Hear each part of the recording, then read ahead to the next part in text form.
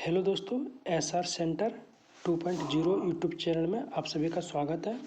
आज हम लोग विनोबा भावे यूनिवर्सिटी मेजर 14 का पॉलिटिकल साइंस जो सो सेमेस्टर 6 का इम्पोर्टेंट क्वेश्चन देखने जा रहे हैं।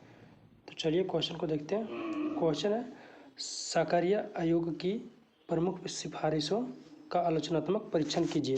यह क्वेश्चन काफ़ी इंपॉर्टेंट है, जो कि एग्जाम में आना ही आना है, कंपलसरी है। VVI इंपॉर्टेंट क्वेश्चन है, ठीक है। तो इसको देख लीजिए, सही से सुन लीजिए, बस आंसर आपका कवर हो जाएगा इसी में।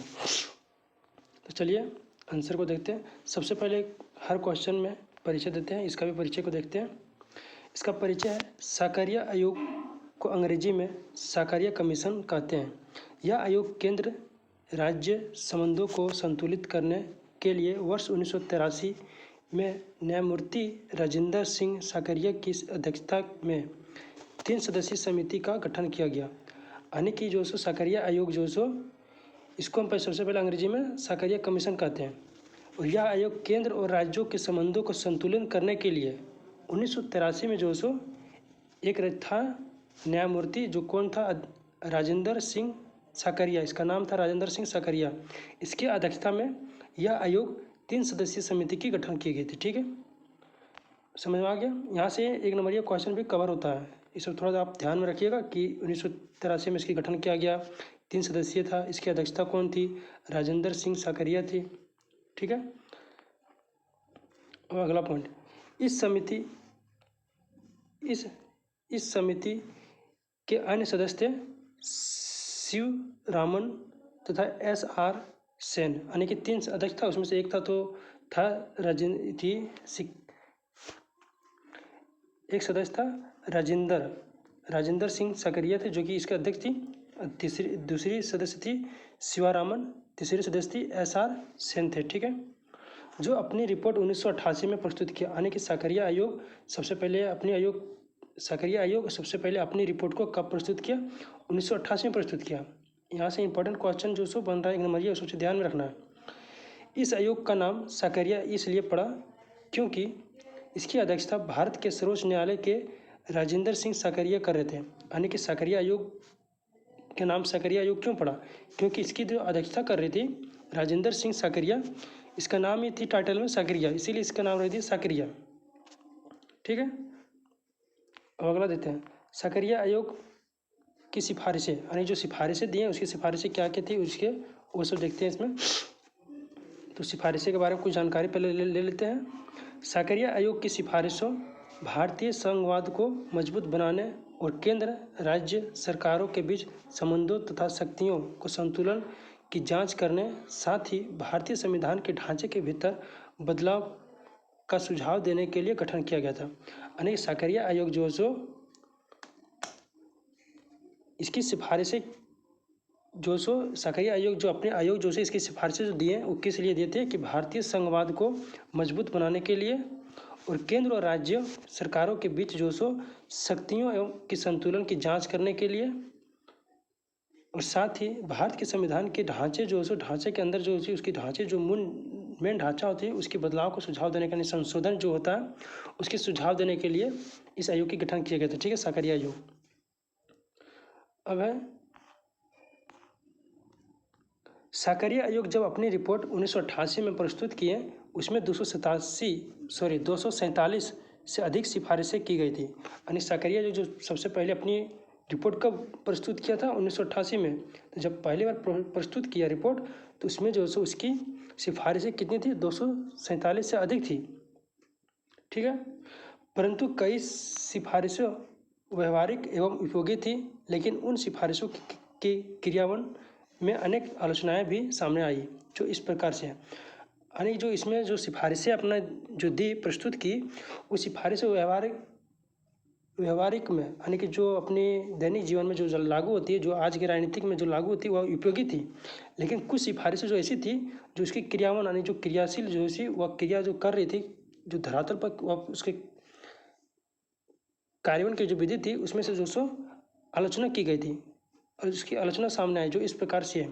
तो इसकी सिफारिश की क्या क्या आलोचना थी, क्या क्या सिफारिश थी, इसके प्रमुख वो हम देखते हैं, ठीक है।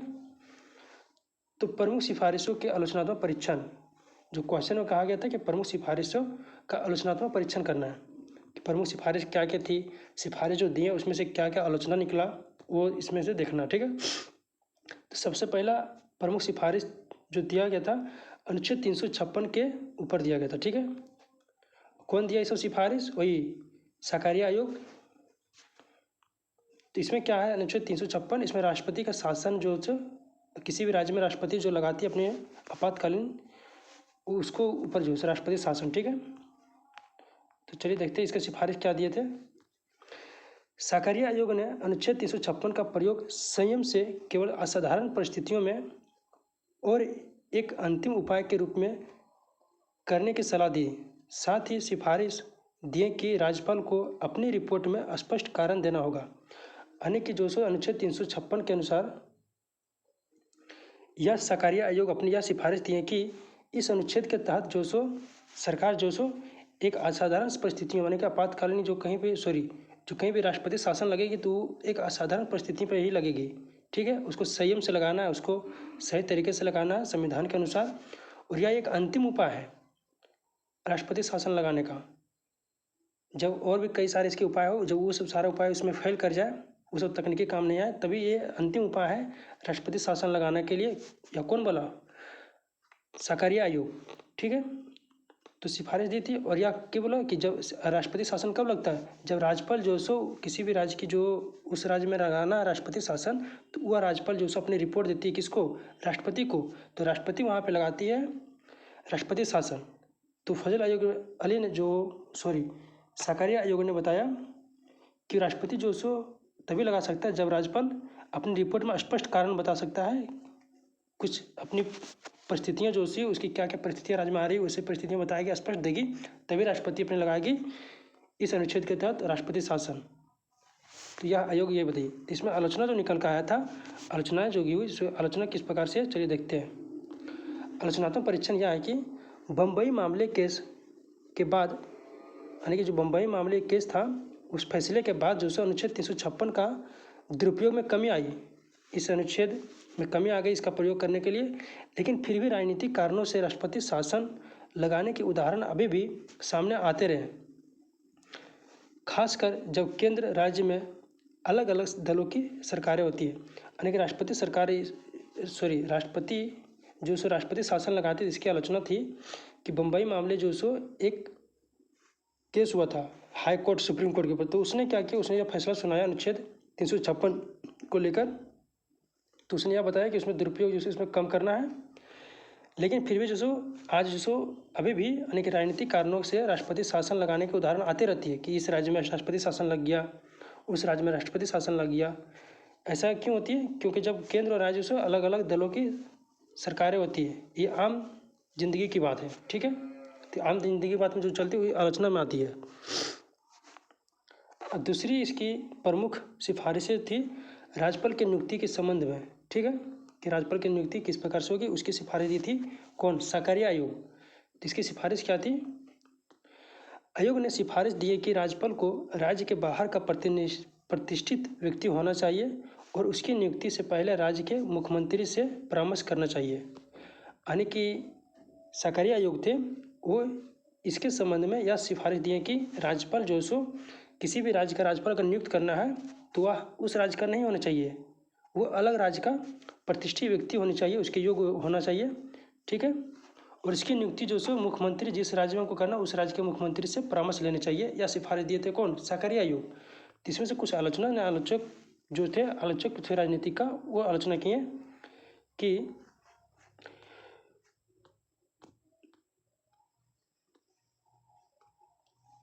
आलोचना था कि व्यवहार यानी कि जो असल की ज़िंदगी में जो है कि असल में राज्यपालों की नियुक्ति आज भी राजनीतिक लाभों को ध्यान में रखते हुए करते हैं, जिसमें केंद्र राज्य संबंधों में तनाव पैदा होती है, जिसके कारण संघवादी भावना की आहत होती है। ठीक है, यानी कि जो सो राज्यपाल की नियुक्ति जो सो आज के किस तरह होती है, कोई भी केंद्र में सरकार होती है तो अपनी पार्टी को देखते हुए वो राज्यपाल की नियुक्ति करती है ताकि वो अपनी कुछ लाभ उठा सके उसकी सहायता से राज्य में। ठीक है, जिसके कारण क्या होती है कि राज्य और केंद्र में के बीच तनाव पैदा हो जाती है, जिससे संघवाद की भावना खतरा होती है।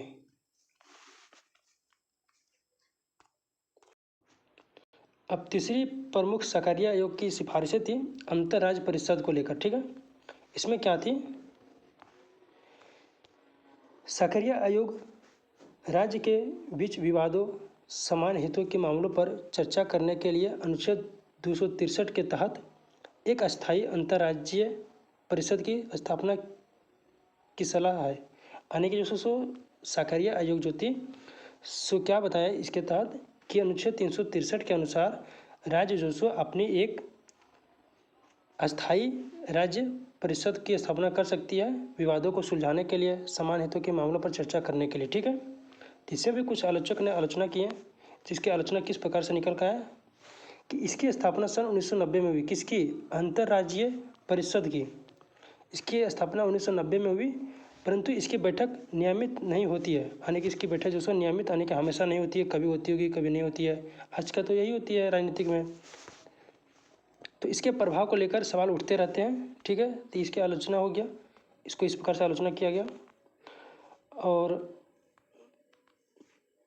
चौथा सिफारिश थे वित्तीय संबंध में, यानी जो वित्तीय संबंध है उसके लेकर सिफारिशें दी थी साकारिया आयोग। तो क्या सिफारिश थी?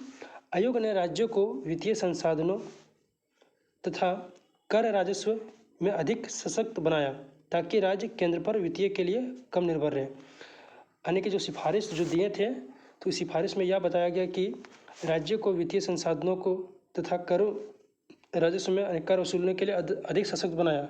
इसलिए क्योंकि राज्य जो केंद्र पर अधिक निर्भर ना रहे, क्योंकि कभी कभी केंद्र में अलग पार्टी की सरकार होती है और राज्य में अलग पार्टी की सरकार होती है, जिससे थोड़ा बहुत तनाव उत्पन्न होती है। इसीलिए उसको ताकि ज़्यादा निर्भर ना रहे, अपने काम करते रहे सरकार। इसकी आलोचना भी कुछ आए। आलोचनात्मक परीक्षण इसका इसके प्रकार से है कि राज्यों के वित्तीय संसाधनों आज भी एक प्रमुख मुद्दा है, क्योंकि जीएसटी जैसी व्यवस्था से राज्यों की कर सीमित हो गई और राज्यों को समय पर क्षतिपूर्ति नहीं मिलती है।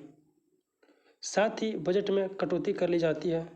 इसकी आलोचना आया कि राज्य में जो सो वित्तीय संसाधनों की प्रमुख मुद्दा बन के आया, क्योंकि जीएसटी जो सो इस प्रकार व्यवस्था हो गई कि राज्यों की जो कर होती है जीएसटी वो सीमित कर दी है और राज्यों में कुछ भी किसी भी प्रकार की क्षतिपूर्ति होती है तो उसको सेंट्रल गवर्नमेंट की तरफ से उसको नहीं मिलती टाइम पर, समय पर। जो बजट प्रस्तुत होती है वार्षिक बजट, उसमें जो सो राज्यों की वित्तीय संसाधन को काट लेती है।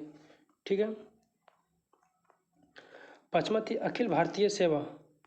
इसमें आयोग ने अखिल भारतीय सेवाएं के अंतर्गत जो सो आती है यूपीएससी में जो सारे एग्जाम होती है आईएएस, आईपीएस आदि को मजबूत बनाने की सिफारिश दिए थे इसके अंतर्गत। तो इसमें भी कुछ आलोचना आया। इसका आलोचनात्मक परीक्षण क्या था कि कुछ आलोचकों इन सेवाओं को राज्य की स्वायत्तता यानी कि राज्य की जो प्रशासन के क्षेत्र होती है, इतना अपने कि एक राज्य में अपना प्रशासन करना है, उसका उल्लंघन मानते हैं, क्योंकि ये अधिकारी पर केंद्र सरकार द्वारा नियंत्रित होती है, भले वे राज्य में सेवा कर रहे हैं। यानी कि जो सो अखिल भारतीय सेवाएं के अंतर्गत जो निर्वाचित होकर आते हैं, जो अपना एग्ज़ाम दे के आते हैं, जो सेवा में प्राप्ति करते हैं, जो एग्ज़ाम निकाल लेते हैं, उसको जो नियुक्ति हो जाती है, वो जो आते हैं राज्य में कार्य करते हैं, उस पर केंद्र सरकार की नियंत्रित होती है।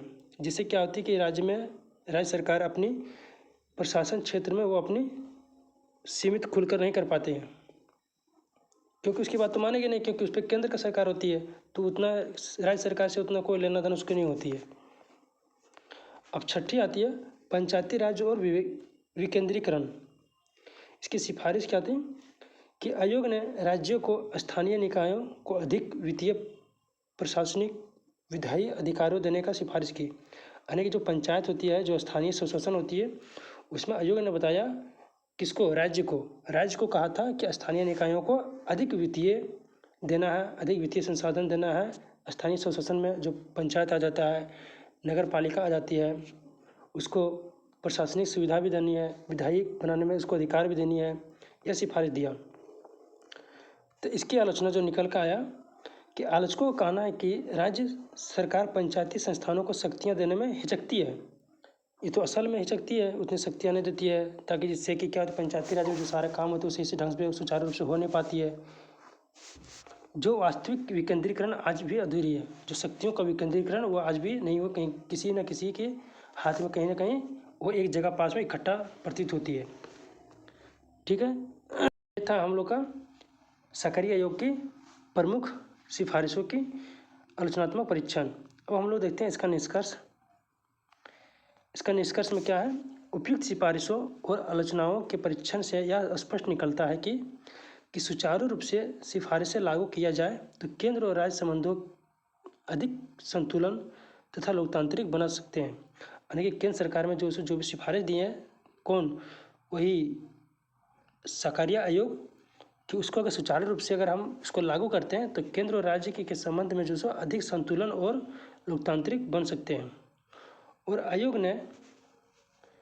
आयोग की सिफारिशें आलोचनात्मक परीक्षण यह दर्शाता है कि यानी जो उसके आलोचनात्मक परीक्षण जो किए हैं हम सभी का पॉइंट बाय पॉइंट, तो वह यह दर्शाता है कि भारत का संघीय ढांचा केवल संवैधानिक प्रावधानों से ही नहीं बल्कि व्यवहारिक एवं राजनीतिक सहभागिता से मजबूत होगा। यानी कि जितनी सारी हम देखे थे उसकी आलोचना, वह केवल संवैधानिक ढांचों में ही लिखित होने से वह मजबूत नहीं होगी, बल्कि उसके व्यवहारिक यानी कि जो अपने व्यवहार में लागू करेंगे दैनिक जीवन में, तभी वो राजनीतिक सहभागिता से मजबूत होगी। ठीक है, ये रहा क्वेश्चन आज का कवर हुआ, जो काफ़ी इंपॉर्टेंट है। ठीक है, मिलते हैं नेक्स्ट वीडियो में। अगर आप लोग नए हैं चैनल पे तो चैनल को सब्सक्राइब करें और शेयर करें। Thank you, best of luck.